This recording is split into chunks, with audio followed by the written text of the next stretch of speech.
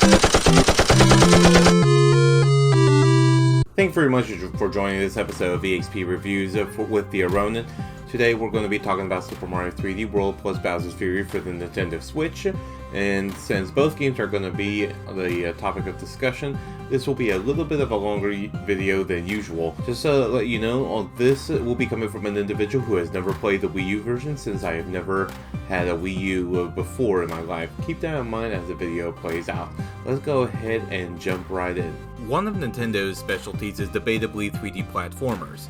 The genre definitely has been given a push for Super Mario's 35th anniversary as they re-released Super Mario 3D World for the Nintendo Switch and was able to throw in a new game that works very well whilst still maintaining the great mechanics.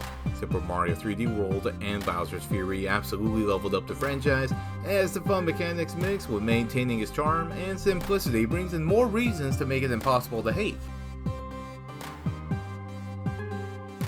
Super Mario 3D World brings us to another conflict against Bowser. This time he kidnaps 7 fairy people called the Sprixie Princesses from the Sprixie Kingdom. You have Mario, Luigi, Toad, and Peach to choose from to complete each stage on the world map until you go on to the next. Each stage plays out as any classic 2D Mario platformer. Reach to the end and dance down on the flagpole to move on. In each stage, power-ups are grabbed and used like usual, from the Fire Flower Power, the Return, the Tanuki outfit, and even Boomerang Bro costume. Introduced to Super Mario 3D World is the cat suit, and it definitely has become one of my favorite power-ups. Not only is climbing over hills and manage walls fun, but close range attacks on enemies can really put a smile on that face for enemies like the bullies that can be pushed off platforms. And that's a lot of fun to do. A great feature is the ability to save one power-up with you in case of emergency or needing a switch throughout the level. Each stage will thankfully give you any item relevant to the need of the stage. You will for sure be given a challenge the more you go forward to the game. Difficulty spike can go up, so work on saving as many lives as you can. The controls work, but a lot of frustration will happen when missing a millimeter of land to jump on and you die, which is very typical for a Mario platformer. Some levels also relies a bit on timing and response is very intermittent. While many of us growing up may take the challenge, they added the Lucky Tanuki power-up by the checkpoint or beginners of each stage if you die.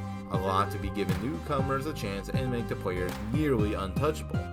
The game is played on both single player or up to 4-player co-op mode, both offline and online.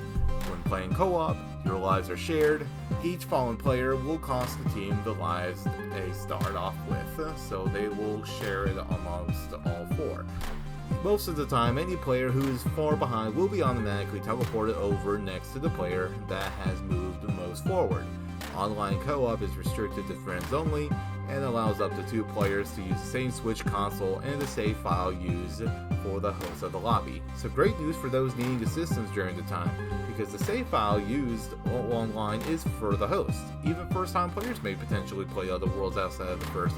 If you want to wait out until you reach that far, that is up to you.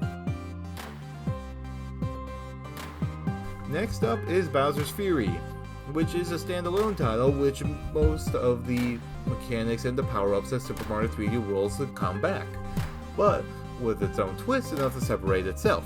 For example, you can grab and hold many of each power-up and use them as needed. The story goes with Mario minding his own business until Bowser Jr. comes around to get his help. Because Bowser has been possessed with black ink goo, it makes him berserk around. Mario and Bowser Jr. team up to get Bowser to go back to normal.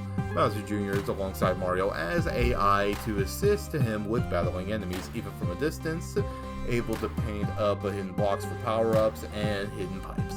AI help frequency can be adjusted anytime in the options menu. While the hassle of getting that done is pretty much of a long time, you still have the option for local 2-player mode where one player can play Bowser Jr. It's very disappointing that online play isn't available for Bowser's Fury mode, but the co-op experience is still not too much of a hassle by any means. In fact, I find it to be a lot of fun. Instead of multiple worlds, you play through an open world style map and you travel between many aisles within, which pretty much serves as a painting map or a galaxy in the previous Mario 3D titles. Only this time, is in the same map as the open world, so it does not involve transitions by any means. The world you are taken to is called Lake Labcat, hence the name that cats are there as the population. Your goal is to catch the right amount of catch shines in the map to allow you to progress through the game. Similar to Odyssey, you can grab your gold stars without being transported back. Throughout the game, every several minutes as Fury Giga Bowser to come up, and the mood of the maps turn into darkness. You have regular rain and raining flames and meteorites. When you catch a catch shine at any isle, you light up the lighthouse incorporated with it. That will back Bowser off for the next 10 minutes or so. After catching a certain amount of catch shines, you then unlock the ability where Bowser rises up and you can have Mario turn into Giga Cat Mario. With it, you and Bowser can fight it out in a tokusatsu style or a kanji battle.